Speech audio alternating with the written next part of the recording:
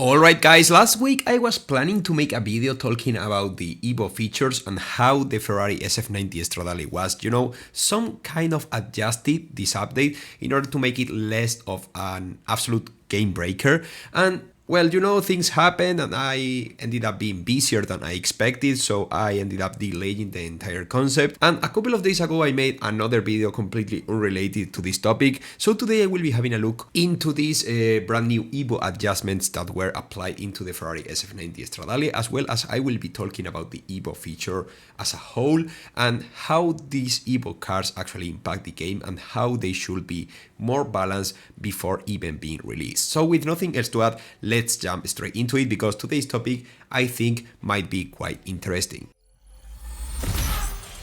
Alright, so let's begin with this Ferrari SF90 Stradale entire EVO situation. The Ferrari SF90 Stradale used to be a great car, but it had some sort of slow top speed, which was somewhat normal considering its insane handling and already good acceleration before even being an EVO car. But Gameloft decided to give it a new touch, a new dimension, and they ended up giving this Ferrari SF90 Stradale an even better acceleration through these EVO upgrades, which ended up breaking the game because during the last update, this Ferrari SF90 Stradale completely obliterated any competition it could have on multiplayer and on Gauntlet as well, with some skilled players making absolute world records with this car on Gauntlet that could not be broken by any other car on S-Class or the entire game. So at Gameloft they decided enough was enough and they decided to adjust this Ferrari SF90 Stradale EVO boosts in terms of acceleration, handling, and I think a bit top speed, but not too much because the top speed is mostly the same through all the EVO parts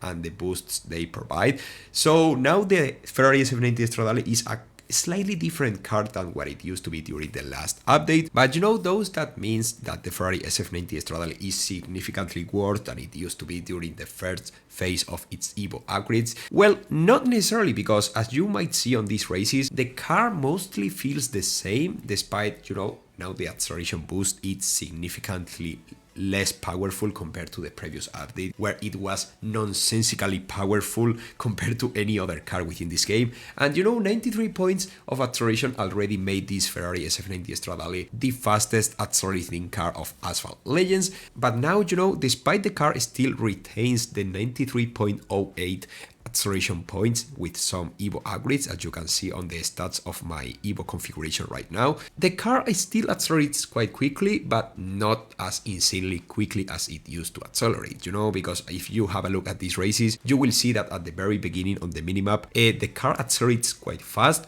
but not as fast as leaving everyone else in the back like it used to do on the previous update, which is quite cool. And well, I also think it affects the fact that, I'm facing mostly other Ferrari SF90 Stradales, so it's not like the difference is too massive considering that most of these cars I will be facing still have the basically same configuration they used to have, because I decided not to change it whatsoever in order to properly understand how much the car changed compared to the previous update. That's why I will be using the exact same configuration I used the previous update, and which gave me insanely good results compared to, well, anything else I had before. So now, what changed? Alright, so the first thing that I think it changed, aside from the evident nerf on the acceleration side, as everyone could see, it's the way the car feels while driving it, because the handling still is huge with my configuration with well over 80 points. But I remember I used to drive this car on multiplayer the previous update, and it was like the car was floating all the time because the car felt so light. And don't get me wrong, my configuration was neutral, meaning that the car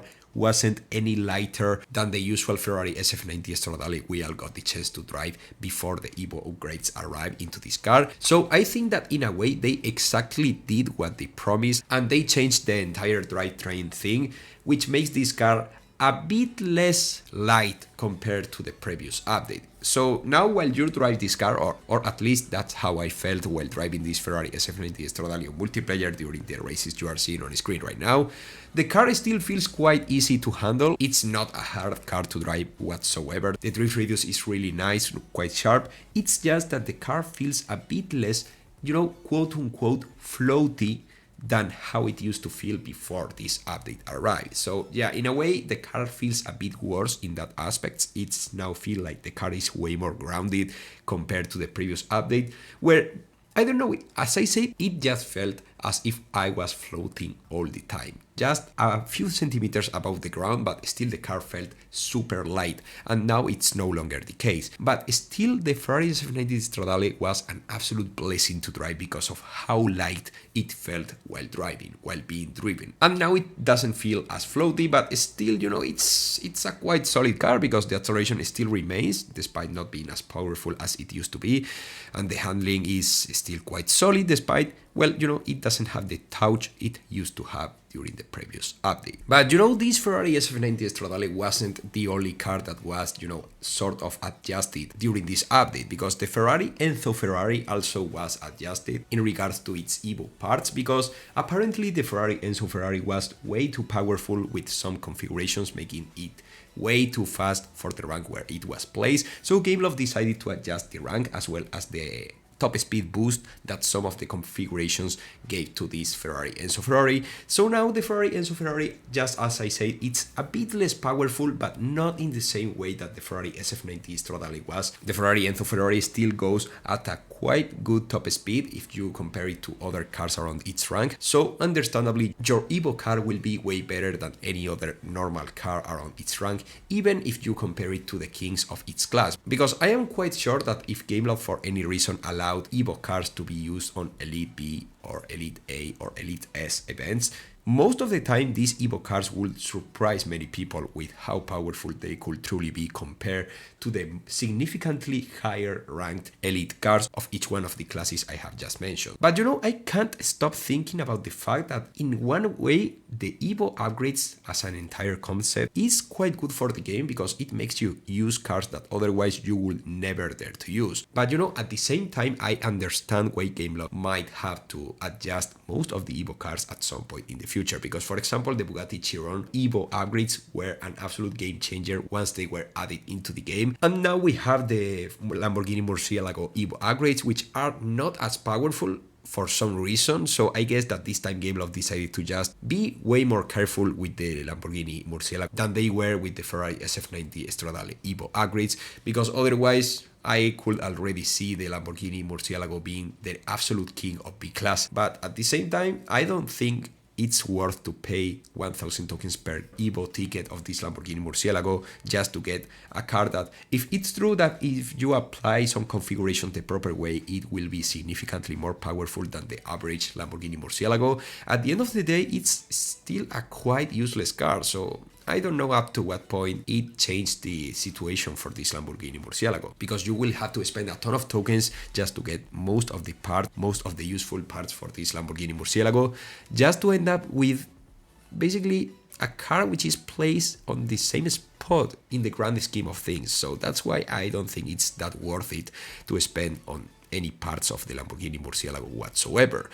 From this point onwards, I think we all already understood that Gameloft is not going to get rid of the EVO upgrades as a whole, as a concept, as a feature, so we can only embrace them, because, well, otherwise you will end up facing other players who will embrace the EVO feature and they will use way more powerful cars. So we have no option but to try our best to get the most out of the tokens we spend into the EVO upgrades of any car that might arrive in the future. And as a matter of fact, right before making this video, I just got an in-game questionnaire which asked me a ton of things in regards to the EVO upgrades and whatnot, and it seems like Gameloft is willing to take and implement some of the feedback we might write through these questionnaires, and also you can get 200 tokens. So if for any reason you get a pop-up asking you for your opinion in game, it might be a great idea to just answer all the questions, because the game might be improved in the future and you will get 200 tokens, which I can assure you all guys,